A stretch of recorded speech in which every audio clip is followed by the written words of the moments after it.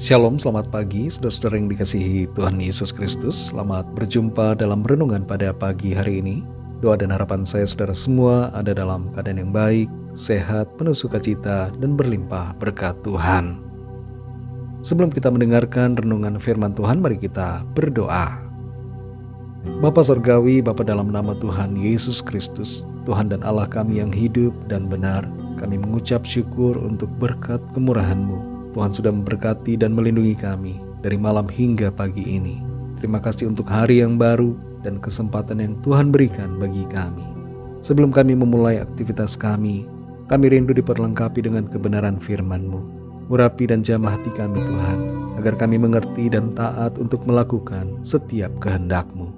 Dalam nama Tuhan Yesus kami berdoa. Haleluya. Amin. Saudara yang dikasihi Tuhan, ayat renungan kita pada saat ini terdapat dalam kitab Hakim-Hakim pasal 16 ayat 4-5. Tertulis demikian. Sesudah itu Simson jatuh cinta kepada seorang perempuan dari lembah Sorek yang namanya Delila. Lalu datanglah raja-raja kota orang Filistin kepada perempuan itu sambil berkata, "Cobalah bujuk dia untuk mengetahui karena apakah kekuatannya demikian besar, dan dengan apakah kami dapat mengalahkan dia dan mengikat dia untuk menundukkannya. Maka kami masing-masing akan memberikan 1.100 uang perak kepadamu." Saudara yang dikasihi Tuhan, apa jadinya bila kita diberikan sebuah kepercayaan yang begitu berharga, begitu besar untuk kita tangani, tapi kita tidak menghargai kepercayaan itu dengan baik? Kita tidak melakukan yang terbaik, kita bekerja asal-asalan. Yang terjadi tentunya adalah kita tidak akan bisa lagi dipercaya. Dalam Alkitab ada beberapa contoh orang-orang yang diberikan oleh Tuhan suatu kepercayaan yang besar, yaitu suatu karunia yang berharga. Tapi mereka tidak menghargai karunia yang mereka miliki itu. Beberapa di antaranya adalah Esau yang tidak menghargai hak kesulungannya, juga Raja Saul yang tidak menghormati perintah Tuhan, dan ada juga Raja Salomo yang merendahkan karunia hikmat dari Tuhan dengan mempercayai para berhala. Dalam Hakim-Hakim 16 ini terdapat sebuah kisah mengenai Simson, seorang laki-laki yang memiliki karunia istimewa dari Tuhan. Apa yang ia miliki tidak dimiliki oleh orang lain. Tuhan memberikannya suatu kekuatan yang luar biasa. Sejak lahir, ia menjadi orang yang terkuat di dunia. Namun karunia Tuhan itu bukan tanpa tujuan. Karunia itu dimaksudkan agar Simson menjadi seorang hakim, seorang pemimpin yang membela bangsanya dari penindasan bangsa lain. Tapi sayangnya, Simson punya karakter yang tidak baik. Ia emosian dan penuh dengan hawa nafsu, dan ia menyepelekan karunia yang Tuhan berikan. Ia mengira bahwa kekuatannya itu akan terus ada meskipun ia tidak mentaati apa yang menjadi kehendak Tuhan. Karena bujuk rayu dari seorang wanita bernama Delila, Simson terjatuh dan tertangkap menjadi tawanan. Serta yang paling ironis adalah matanya dicungkil, ia menjadi buta, dan ia kehilangan karunia yang Tuhan berikan. Saudara yang dikasihi Tuhan, karunia Tuhan adalah anugerah yang tidak ternilai harganya, dan kita perlu menghargai serta menjalaninya dengan penuh tanggung jawab. Apapun karunia atau kepercayaan yang Tuhan berikan kepada kita, baik itu dalam pekerjaan atau pelayanan, kita perlu menaruh rasa hormat dan penghargaan yang besar pada karunia Tuhan itu, dan tidak mengecewakan Tuhan yang telah mempercayakannya itu kepada kita. Kita perlu berhati-hati dengan hal-hal yang kelihatannya kecil. Seorang pesepeda tidak terjatuh karena batu-batu yang besar, tapi seringkali terjatuh karena batu-batu kerikil yang kecil. Artinya saudara, jangan kita anggap enteng setiap cobaan, godaan atau tantangan yang kelihatan kecil, yang secara tersamar sedang mencoba untuk menjatuhkan kita dalam hal karunia yang Tuhan percayakan. Mari kita bersyukur selalu atas setiap karunia yang Tuhan berikan kepada kita. dan gunakanlah karunia-karunia tersebut dengan bijaksana, dengan memuliakan Tuhan, dan pakai itu untuk membawa manfaat yang baik bagi sesama kita.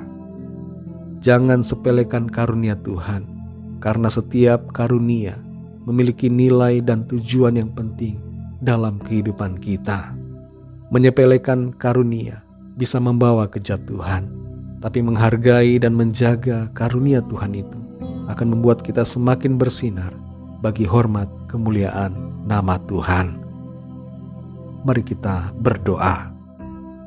Bapa kami yang di sorga, Bapa, dalam nama Tuhan Yesus Kristus, kami mengucap syukur untuk firman-Mu yang sudah kami dengar, yang membimbing dan mengajar kami untuk menghargai setiap karunia yang Tuhan berikan kepada kami.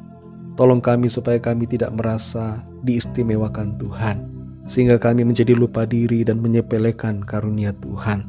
Tolong kami Tuhan supaya kami tidak hidup menuruti keinginan dan hawa nafsu kami, tapi menuruti pimpinan Roh-Mu, supaya kami tidak terjatuh dan tidak menghilangkan karunia yang Tuhan sudah berikan kepada kami.